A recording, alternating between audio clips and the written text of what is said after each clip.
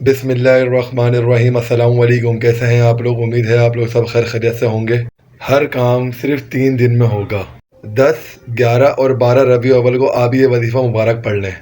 इंशाअल्लाह अल्लाह पाक के हुक्म से आपको बहुत ज़्यादा फ़ायदा होगा। वीडियो को पूरा दिखने से पहले कमेंट में एक बार मोहब्बत से कुन फ़याकुन और अल्लाह अकबर ज़रूर लिखें। मेरे चैनल को सब्सक्राइब और बेल आइकन पर प्रेस ज़रूर करें और मेरी वीडियो को लाइक शेयर ज़रूर करिएगा।